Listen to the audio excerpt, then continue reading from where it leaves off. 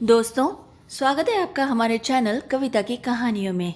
अगर आपने इस चैनल को सब्सक्राइब नहीं किया तो फिर थोड़ी देर के लिए कीजिए भी मत। जी हाँ, पहले कहानी सुनिए, अच्छी लगे तो सब्सक्राइब ज़रूर कीजिए।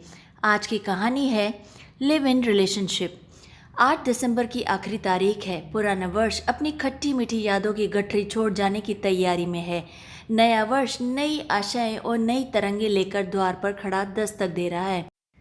आंखें बिछाए सब उसके स्वागत के लिए बैठे हैं, पर मैं मन में कोई उमंग न तरंग, हताश निराश रिक्त मन, दोष दूं भी तो किसे। अपने ही हाथों से तो सब कुछ गंवाया है मैंने।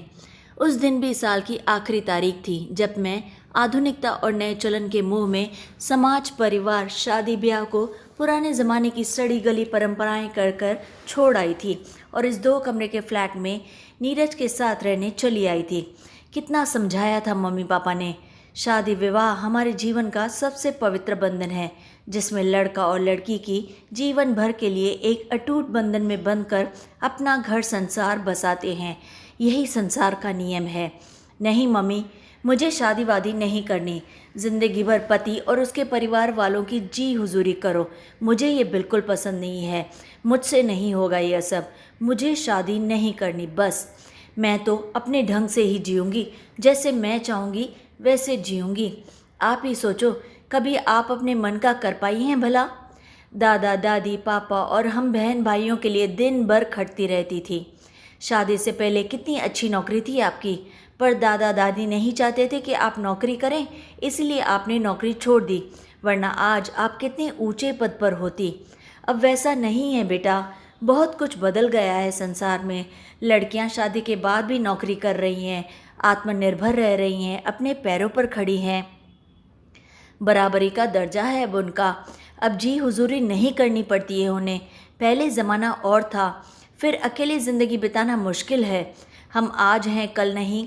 बहन भाइयों की भी अपनी अपनी गृहस्थी हो जाएगी, फिर अपने बच्चे, अपना घर परिवार तो हर लड़की का सपना होता है। घर गृहस्थी बच्चे, मुझे नहीं चाहिए ये सब ममा। एक बच्चे के साथ 10 तरह की जिम्मेदारियां होती है। अपना करियर तो पूरी तरह से चौपट हुआ समझो। फिर मम्मी, मैं अकेली थोड़ी ही रहती हूँ, धीरज के साथ रहूँगी। पिछले 2 सालों से हम एक ही ऑफिस में एक साथ काम कर रहे हैं। पहले क्यों नहीं बताया तूने हमें? शैला, ये बात तो तुझे पहले बतानी थी ना बेटा। तुम हमें उसका पता बताओ, हम उसके मम्मी पापा से तुम्हारी शादी की बातचीत कर लेते हैं। पापा मेरी बात सुनकर कमरे से बाहर आ गए थे। नहीं पापा, आपको किसी के पास जाने की ज़रूरत नहीं है। हमने आपस में फ़ैसला कर लिया है। ज़रूरी तो नहीं है कि साथ साथ रहने के लिए शादी भी की जाए। आजकल कई लड़के लड़कियां ऐसे ही रह रहे हैं, बगैर शादी के। वहीं ऑफिस के पास हमने एक फ्लैट लीज पर ले लिया है और आने वाली 1 तारीख से हम दोनों एक साथ वहीं पर रहेंगे। नए साल के साथ ही अपनी नई जिंदगी की नई शुरुआत करेंगे। ये सुनकर मम्मी का मुंह तो खुला का खुला ही रह गया, पर पापा भड़क उठे। यह क्या करने जा रही हो? दिमाग है कि नहीं तुम में? इसका अंजाम क्या होगा समझा है तूने? कुछ मालूम भी है? हम समाज में कहीं मुंह दिखाने के लायक नहीं रहेंगे। तुम्हारे भाई बहन, उनका क्या होगा? उनकी शादी होनी भी मुश्किल हो जाएगी। फिर तुम्हारी ज़िंदगी कैसी होगी यह भी तो सोचो। भविष्य क्या होगा तुम्हारा? बिना शादी के किसी लड़के के साथ रहने वाली लड़की को समाज इज्जत की नज़रों से नहीं देखता। क्या ये नहीं जानती तुम? कहने के साथ साथ माँ भी फूट फूट कर रो पड़ी थी। समाज क्या कहता है इसकी परवाह नहीं है मुझे। उसके बाद भी मम्मी पापा ने मुझे अलग अलग अपने पास बिठाकर अच्छी तरह से समझाया था और मुझे अपना निर्णय बदलने की सलाह भी दी थी। सौरभ और गीता ने भी बहुत कहा, पर मेरे सिर पर तो आधुनिकता और नए ज़माने के इस नए चलन का, लिव इन रिलेशनशिप का भूत सवार था। माता पिता के आंसू और मान मनुहार किसी भी तरह मुझ पर कोई असर नहीं कर पाए थे।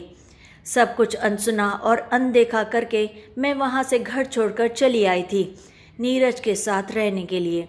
1 साल कैसे बीता हमें पता ही नहीं चला। समय जैसे पंख लगाकर उड़ रहा था। सुबह साथ साथ नाश्ता बनाना, खाना, साथ साथ ऑफिस जाना, देर रात तक घूमना फिरना, होटल में खाना, ऐसे लगता जैसे सोने के दिन और चांदी की रातें हैं। शनिवार इतवार के लिए पहले से ही प्रोग्राम बन जाता। कहाँ घूमने जाएंगे, कौन सी पिक्चर देखेंगे, किस होटल में खाना खाएंगे, आदि आदि, यानी कि प्रोग्रामों का अंबार। फिर धीरे धीरे धीरज में कुछ बदलाव सा आने लगा। वह ऑफिस से भी देर से आता। एक दिन कारण पूछा तो बोला, देखो पत्नी बनने की कोशिश मत करो, समझी तुम। अगले हफ्ते एक साथ 4 छुट्टियां पड़ रही थी। मैंने धीरज से कहा, चलो ना आसपास कहीं घूमने चले जाते हैं 4 दिनों के लिए। नहीं, मैं पूना जा रहा हूँ अपने घर। कल मम्मी का फ़ोन आया था, बहन की शादी की कहीं बातचीत चल रही है, तो मेरा वहाँ होना ज़रूरी है। ठीक है, मैं भी साथ चलती हूँ तुम्हारे। नहीं, तुम नहीं चल सकती। क्यों? मम्मी पापा भैया भाभी को क्या बताऊँगा कि तुम्हारा मेरा क्या रिश्ता है, कौन लगती हो तुम मेरी। तो क्या तुमने अपने घर में मेरे बारे में किसी को कुछ नहीं बताया है? इसमें बताने जैसी क्या बात है? हमारे रिश्ते में शादी जैसा कोई बंधन तो है नहीं, तो उन्हें बताकर करूँगा भी क्या।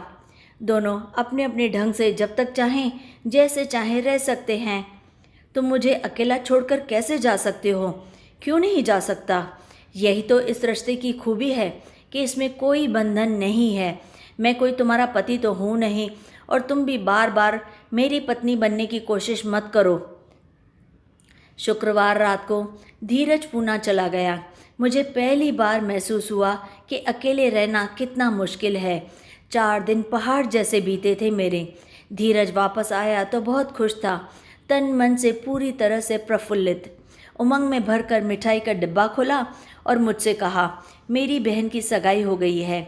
सुयश बहुत ही लायक लड़का है, शहर का जाना माना परिवार है। सच शैला, मैं अपनी बहन की शादी को लेकर बहुत ज़्यादा खुश हूँ। और सबसे मज़ेदार बात बताऊँ, मेरे लिए भी 3-4 रिश्ते आए हैं, वहीं पर सब लोग मुझे ताड़ रहे थे। धीरज जोश में अपनी ही रौ में बोले चला जा रहा था। फिर तुम मिले क्या किसी से? हाँ, एक लड़की से मिलना पड़ा था। वह मुझे बहुत अच्छी लगी, पढ़ी लिखी, खूबसूरत, सुशील, माँ बाबूजी को भी बहुत पसंद है। धीरज, तुम शादी की बात कर रहे हो, वह भी अपनी? हाँ। देखो, मुझसे मजाक मत करो। मजाक नहीं, सच कह रहा हूँ। मेरा क्या होगा वो तुम जानो, मुझे क्या पता कि तुम्हारा क्या होगा। हमारा कोई 7 जन्मों का बंधन तो है नहीं। बंधन वाली ज़िंदगी की वजह से ही तो तुमने शादी नहीं की। धीरज मेरी हर बात से मुझ पर ही वार कर रहा था। अगले हफ्ते की छुट्टी में धीरज फिर पूना गया, बहन की शादी की तैयारी के लिए। रात करवटें बदलते बदलते जैसे तैसे बीत गई। जितना सोचती उतना ही उलझती चली गई अपने विचारों में। सुबह उठी तो तबीयत भारी थी। थोड़ी देर बाद उल्टी हो गई। सोचने लगी रात को भला क्या खाया था, पर उसके बाद 2-3 बार फिर से उल्टी हो गई तो मेरा माथा अचानक से ठनका। कहीं चूक तो नहीं हो गई मुझसे? डॉक्टर के पास गई तो मेरा शक सही था। बधाई हो, आप माँ बनने वाली है। पहला बच्चा है ना आपका? जैसे तैसे घर पहुंची। एक उलझन से निकली नहीं कि दूसरी सामने आ खड़ी हुई थी। धीरज का लगातार इंतज़ार कर रही थी। एक क्षीण सी आशा की लौ भी मन में जागी थी कि शायद अब बच्चे के बारे में सुनकर वह शादी का इरादा बदल दे। अगले दिन धीरज आया तो मैंने उसे प्रेगनेंसी के बारे में बताया। डॉक्टर से दवाई ले ली है ना? ऐसा कहा जैसे मुझे कोई मामूली सर्दी बुखार हुआ हो। मैंने उसे पकड़कर ज़ोर से झिंझोड़ा। क्या कह रहे हो तुम? मैं बच्चे की बात कर रही हूँ। ज़्यादा समय ऊपर हो गया है, ऑपरेशन करवाना पड़ेगा तो करवा लो। इसमें ऐसी कौन सी नई बात है? रखना चाहो तो रख लो, तुम अपना निर्णय लेने के लिए आज़ाद हो। मुझे यह किस सब क्यों सुना रही हो? यह हम दोनों का बच्चा है, इसलिए निर्णय दोनों का ही होगा ना। देखो शैला, मैंने पहले ही ये बात साफ साफ कर दी थी कि मुझे बच्चों का झंझट नहीं पालना, तो फिर शादी क्यों कर रहे हो? वहाँ बच्चे नहीं होंगे क्या तुम्हारे? मैं ज़ोर से चिल्लाई थी उस पर। वहाँ तो परिवार होगा, समाज की मान्यता होगी। तो अब हम दोनों शादी कर लेते हैं। नहीं, शादी तो मैं मम्मी पापा की पसंद की लड़की से ही करूँगा। धीरज 2 टूक उत्तर देकर मुझ पर वहाँ से चला गया। मेरे पैरों तले जैसे ज़मीन खिसक गई। अब मुझे माँ की एक एक बात याद आ रही थी। कहीं न कहीं मेरे भीतर स्त्री सुलभ ममता भी जाग रही थी। धीरज का रूखा व्यवहार और इस तरह से पल्ला झाड़ कर किनारा करना मन में चिंता के साथ साथ अब भय भी उत्पन्न कर रहा था। पर मैं इस तरह से कमज़ोर भी नहीं पड़ना चाहती थी और अगले ही क्षण भय और चिंता का स्थान मंथन ने ले लिया कि अब मुझे क्या करना चाहिए। मन में एक कश्मकश सी चलने लगी। यदि बच्चे को जन्म देती हूँ तो समाज के सवालों का जवाब भी देना पड़ेगा। लोगों की सवालिया नज़रों को चाहे नज़रअंदाज कर भी दूं, पर कोई मेरे बच्चे को नाजायज़ कहे, ये मुझसे बर्दाश्त बिल्कुल नहीं होगा। ये मुझे कतई मंजूर नहीं होगा। मम्मी ने कितना सच कहा था, ये मुझे अब समझ में आ रहा है। घर परिवार तो हर लड़की का सपना होता है। आज मुझे यह एहसास हो रहा था कि सामाजिक मान्यताओं का जीवन में क्या स्थान होता है। समाज के खिलाफ कोई कदम उठाने पर सवालों का जवाब देना कितना मुश्किल हो जाता है। सुख दुख में जीवन साथी का होना कितना मायने रखता है, यह मुझे आज समझ में आ रहा था। आधुनिकता के इस नए चलन के मोह में मैंने कितना गलत कदम उठाया था, पर हालात के आगे इतनी जल्दी हथियार डालने वालों में से मैं बिल्कुल नहीं थी। मैं पूर्ववत ऑफिस जाती रही, दोनों साथ साथ रह रहे थे, पर एक दूसरे से खिंचे खिंचे से। मैंने कोई मान मनोबल नहीं की। एक दो बार धीरज से पूछा भी, डॉक्टर से कब का टाइम लिया है? यह मेरी समस्या है। कुछ कड़वेपन से मैंने उसे दो टूक उत्तर दे दिया था। उसका काम ना जाए मुझसे यह सब पूछना। मुझे मालूम था कि अगले हफ्ते धीरज बहन की शादी के लिए छुट्टी लेकर पूना जाने वाला है और पिछली बार पूना से वापस आने पर उसकी बातों से यह आभास भी हो गया था कि उसके माता पिता उन्हीं दिनों उसकी सगाई भी करने वाले हैं। बस मैंने मन ही मन समस्या के समाधान का ताना बाना बुनना शुरू कर दिया था। जिस दिन धीरज पूना के लिए रवाना हुआ, उसी दिन दोपहर को मैं भी पूना के लिए निकल पड़ी थी और धीरज के घर के पास ही एक होटल में ठहरने का प्रबंध भी कर लिया था। यहाँ मुझे कोई अच्छी तरह से जानता नहीं था और यह बात मेरे पक्ष में भी थी। धीरज के घर के पास पड़ोस में थोड़ी सी जासूसी की तो मुझे मालूम हुआ कि उसकी बहन की शादी के दूसरे दिन ही उसकी सगाई की तारीख निश्चित कर दी गई है। वह लड़की भी इसी शहर में ही रहती है। वह एक डॉक्टर है और पास ही में उसका छोटा सा क्लिनिक भी है। अगले दिन सुबह मैं उस लड़की के क्लिनिक में जा पहुंची। डॉक्टर राधा बहुत ही अपनेपन और आदर भाव से मुझे मिली। वे बहुत ही समझदार और सुलझे हुए विचारों की लगी मुझे। अपने क्लिनिक और आसपास में अपनी एक अलग पहचान थी उसकी। मैंने भी वह सब कुछ जो धीरज और मेरे बीच था, बिना किसी दुराव छिपाव के पूरी ईमानदारी के साथ उसे बता दिया। होने वाले बच्चे के लिए अपने मन की कश्मकश भी उसके सामने रख दी। अपने इन हालात के लिए मैं खुद जिम्मेदार हूँ। भावावेश में मेरी आवाज़ बुरी तरह से भर आ गई। उनका हाथ पकड़कर मैंने उससे कहा, आप मदद करेंगी तो अपनी ज़िंदगी के बारे में तो कुछ नहीं कह सकती कैसी होगी, बल्कि हाँ, एक बच्चा जिल्लत की ज़िंदगी जीने से ज़रूर बच जाएगा। थोड़ी देर के लिए वो सोच में पड़ गई, पर फिर मेरे कंधे पर हाथ रखकर मुझसे बोली, तुम बिल्कुल चिंता मत करो, भरोसा रखो, धीरज तुमसे ही शादी करेगा और हाँ, तुम्हारे बच्चे को कोई भी नाजायज़ नहीं कहेगा। 2 दिन मैं होटल के कमरे में ही रही, बाहर बिल्कुल नहीं निकली। इस बात का खास ख्याल रखा कि धीरज की नज़र मुझ पर ना पड़े। राधा बीच बीच में मुझसे फ़ोन पर लगातार बातें करती रही। आज धीरज की सगाई है। राधा ने सुबह सवेरे ही मुझे अपने घर पर बुलवा लिया था। उसने मेहमानों से मेरा परिचय अपने सहेली के रूप में करवाया था। ऐसे लगता था जैसे उसने अपनी मम्मी पापा, भैया भाभी और परिवार वालों को हकीकत बता दी थी हम दोनों के बारे में। राधा और उसकी भाभी ने मुझे साड़ी, गहने आदि पहनाकर तैयार कर लिया था। हालांकि मेरा मन बिल्कुल नहीं था। सगाई की रस्म के समय दोनों परिवारों के लोग और कुछ विशिष्ट मित्रगण उपस्थित थे। अंगूठी पहनाते समय राधा ने मुझे अपने पास बुलाया और धीरज के सामने खड़ा कर दिया। एकाएक मुझे सामने देखकर धीरज बुरी तरह से हड़बड़ा गया। शैला, तुम जानते हो ना इसे? राधा जैसे फुंकार उठी। रहना किसी के साथ और शादी किसी दूसरी के साथ, यह क्या मजाक है राधा? धीरज भड़क उठा था। मजाक नहीं, सच्चाई है। क्या तुम पिछले 1 साल से इसके साथ मुंबई के एक फ्लैट में नहीं रहते हो? और अब जबकि यह तुम्हारे बच्चे की माँ बनने वाली है, तुमने भागना से ही समझा? यह सब तुम जानते हो और इस तरह से इसे मझधार में छोड़कर मुझसे शादी करने चले आए? शर्म आनी चाहिए तुम्हें। राधा, मेरी बात तो सुनो। धीरज थोड़ा सा नरम पड़ता हुआ बोला। अब कहने सुनने को रह क्या गया है? हम दोनों पढ़े लिखे, समझदार और परिपक्व हैं। सम्मानित पद पर नौकरी कर रहे हैं। सगाई से पहले 2-3 बार आपस में मिले भी हैं। हमारे मम्मी पापा ने हमें एक दूसरे के विचारों को जानने का पूरा पूरा मौका दिया है। फिर तुमने मुझसे यह सब क्यों छुपाया? सगाई तो तुम्हारी होगी और अभी इसी वक्त होगी, पर राधा से नहीं, शैला से। राधा के पापा ने एक तरह से बिना पूछे ऐलान कर दिया। फिर धीरज के मम्मी पापा के कंधे पर हाथ रखकर कहा, आप आज ही इन दोनों की सगाई कर दें।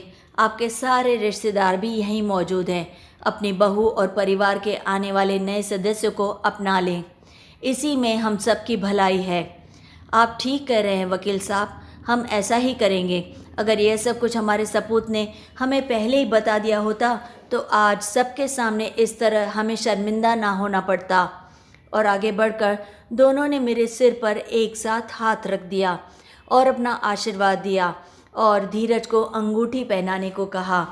बधाई हो की गूंज में सगाई की सारी रस्में पूरी हुई। बड़ी बहू, पंडित जी से फेरों का मुहूर्त निकलवा लो और छोटी बहू को अंदर कमरे में ले जाओ। धीरज के मम्मी पापा उत्साह में भरकर आगे आने वाली शादी की तैयारी के लिए निर्देश दे रहे थे।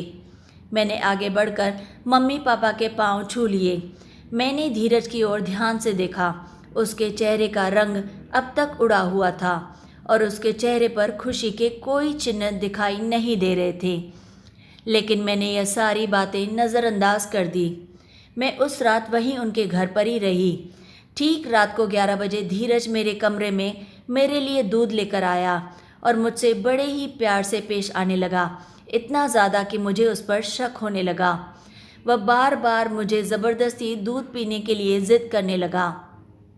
मुझे दाल में कुछ काला लग रहा था, इसीलिए मैंने उसे बहाने से कमरे से बाहर भेज दिया, यह कहकर कि मैं बहुत ज़्यादा थकी हुई हूँ, आराम करना चाहती हूँ और मैं याद से बाद में दूध पी लूँगी। यह सुनकर वह वहाँ से चला गया। मैंने तभी राधा को फ़ोन किया और उसे सारी बातें बताईं। चूँकि वह एक डॉक्टर थी, इसलिए वह मेरी मदद आसानी से कर सकती थी। मैंने उसे चोरी से बुलवाकर उसे दूध का टेस्ट करवाने के लिए कहा। सुबह तक उस दूध की रिपोर्ट भी आ गई। उसे सुनते ही मैं बुरी तरह से सन्न रह गई। धीरज ने उस दूध में बच्चे को मार देने की यानी एबॉर्शन की गोलियां डालकर दी थी मुझे, ताकि वह अपने होने वाले बच्चे और मुझसे आसानी से निजात पा सके। मैं रिपोर्ट हाथ में लिए नीचे हॉल में आई। धीरज वहाँ अपने माता पिता के साथ नाश्ता कर रहा था। मैंने उसे एक ज़ोर का थप्पड़ रसीद दिया और रिपोर्ट उसके मुंह पर मार दी। रिपोर्ट पढ़कर वह बुरी तरह से घबरा गया। उसकी चोरी अब पकड़ी जा चुकी थी। मैंने तभी अपना सामान उठाया और वहाँ से निकल गई। मैंने अपनी सगाई की अंगूठी उतारकर उसके मुंह पर मारकर फेंक दी। वैसे भी जान है तो जहान है। मैं खुद अब अपनी ज़िंदगी के फैसले ले सकती हूँ। आखिर मैं आर्थिक रूप से स्वतंत्र जो हूँ, लेकिन किस काम की यह स्वतंत्रता जो मुझे खुशी भी ना दे सकी। आधुनिकता के इस नए चलन लिव इन रिलेशनशिप से आखिर मेरा मोहभंग हो ही गया। काश वक्त रहते मैंने अपने मम्मी पापा की बात मान ली होती तो आज मेरा यह हश्र न होता। तो दोस्तों, कैसी लगी आपको कहानी? अच्छी लगी ना? तो चलिए अब जल्दी से इस चैनल को सब्सक्राइब कर लीजिए और हमारी फैमिली को और ज़्यादा बड़ा बना लीजिए, ताकि आप और अच्छी अच्छी कहानियाँ सुन सकें। और हाँ, कहानी को लाइक और शेयर करना बिल्कुल ना भूलें और कमेंट्स में हमें अपनी राय भी ज़रूर बताएं कि आपको ये कहानी कैसी लगी। और फिर रोज़ की तरह लाइक, शेयर एंड सब्सक्राइब।